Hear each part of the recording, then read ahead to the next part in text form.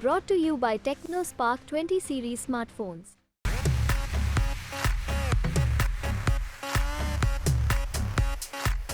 राहुल गांधी आज रायबरेली सीट से नामांकन करने वाले हैं। इस वक्त हमारी मौजूदगी रायबरेली के कांग्रेस के केंद्रीय कार्यालय में। आप देख सकते हैं कार्यकर्ता जुटना शुरू हो गए हैं। हालांकि राहुल गांधी अभी आए नहीं हैं, लेकिन उससे पहले हाथ में कांग्रेस का झंडा लेकर के यह युवा हैं जो कांग्रेसी कार्यकर्ता हैं और यहाँ पर आए हैं। उत्साह से लबरेज दिखाई दे रहे हैं। इनसे हम बात करेंगे और जानेंगे कि जब राहुल गांधी यहाँ से चुनाव लड़ रहे हैं तो इनका क्या कहना है और क्या तैयारियां हैं। क्या नाम है आपका? सितांश मौर्य नाम है हमारा। सिद्धांत से बताइए, किस तरह की तैयारी है नामांकन की? तैयारी पूरी तरीके से, पूरा युवा जोश आपको दिख रहा है और अभी आगे और दिखेगा। और पूरे जिले में उत्साह का माहौल है, क्योंकि राहुल गांधी जी आज लोकतंत्र बचाने के लिए, संविधान बचाने के लिए, आज़ादी की रक्षा करने के लिए आप नायक के तौर पे हैं। यहाँ पे जितनी भी विसंगतियां हैं, चाहे बेरोजगारी हो, चाहे गरीबी हो, चाहे हत्याएं लगातार लोगों को हो रही हैं प्रशासनिक तौर पे, तो उन सब के रक्षक के तौर पे संविधानवादी साधन व्यवस्था के लिए राहुल गांधी प्रतीक के तौर पे हैं। पूरा रायबरेली उनके स्वागत के लिए तैयार है और पूरा युवा वर्ग तैयार है। अभी इसका जो है परिणाम आपको नामांकन में दिखाई देगा।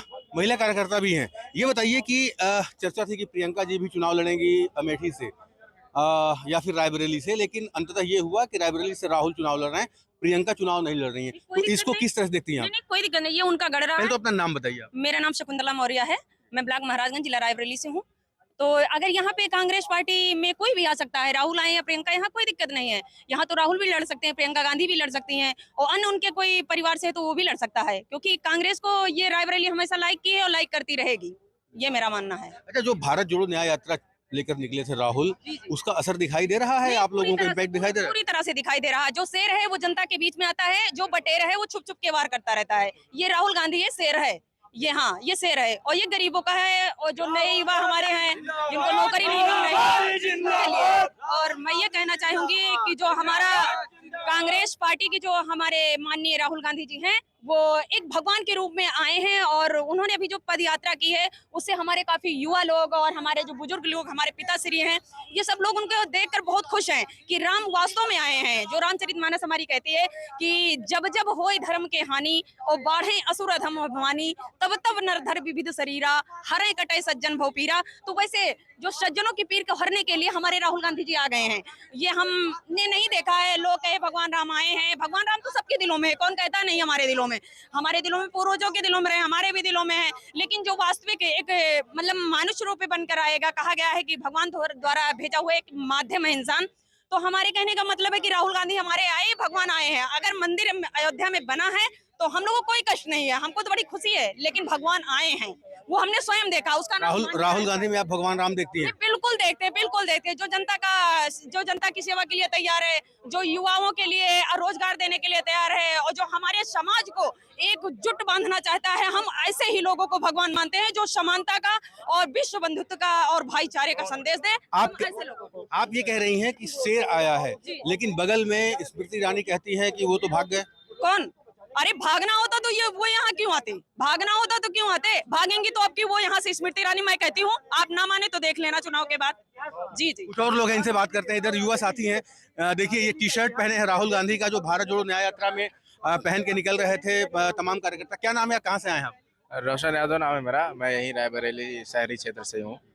ये बताइए कि किस तरह की तैयारी है नामांकन की और कितना हुजूम जुटने वाला है? देखिए, ये तैयारियां तो पूरी पहले से भी चल रही थी और तैयारियां एकदम चरम पे है। और बाकी रहा हुजूम की बात, तो हुजूम तो ऐसा आएगा कि इतिहास देखेगा, और ऐसी जीत होगी कि जब आज तक नहीं दर्ज हुई, ऐसी जीत होगी। आप लोगों को उम्मीद था कि मतलब जिस तरह सस्पेंस बना हुआ था कि राहुल लड़ेंगे या प्रियंका लड़ेंगी या कौन लड़ेगा, अचानक से राहुल का नाम आया, तो आप लोगों को ये मतलब किस तरह से इसको रिएक्ट करेंगे आप? ये जैसे पहले ये तय हो चुका था कि सोनिया गांधी जी इस बार चुनाव नहीं लड़ेंगे, तो संभावना यही थी कि राहुल जी लड़ेंगे या फिर प्रियंका जी, दोनों का नाम चल रहा था। तो अब जैसा भी हो, पार्टी ने डिसाइड किया है कि कौन लड़ेगा, क्या यहाँ की रणनीति रही होगी। तो पार्टी ने जिसको भी भेजा है, राहुल गांधी हो चाहे प्रियंका गांधी जी हो, हम लोग का पूरा समर्थन है और ये पार्टी निकलने वाली है। बस। क्या नाम है आपका? मेरा नाम मोहित मौर्य है। मैं युवा कांग्रेस जिला अध्यक्ष भी हूँ। मैं अमावा ब्लॉक का रहने वाला हूँ। कितना उत्साह है? नहीं, उत्साह हम लोगों में, युवाओं में पूरा है, क्योंकि राहुल गांधी जी हैं एकमात्र देश में पहला एक ऐसा शेर है जो युवाओं के लिए खुल के बात करता है। अगर कोई एक ऐसा शेर है जिसको रायबरेली से अगर टिकट मिला है और प्रत्याशी बनकर रायबरेली में हम युवाओं के बीच में आया है, तो हम लोगों के लिए बहुत बड़ी सौभाग्य की बात होगी कि हम लोग देश को प्रधानमंत्री भी देने जा रहे हैं। राहुल गांधी पीएम बनेंगे? बिल्कुल बनेंगे, ये हम लोगों के युवाओं के लिए बहुत ही हर्ष का विषय भी है। ये बताइए कि चर्चा है कि वायनाड में भी चुनाव लड़े हैं, जो वायनाड जीत जाएंगे और अगर रायबरेली जीत जाएंगे तो एक सीट छोड़नी पड़ेगी।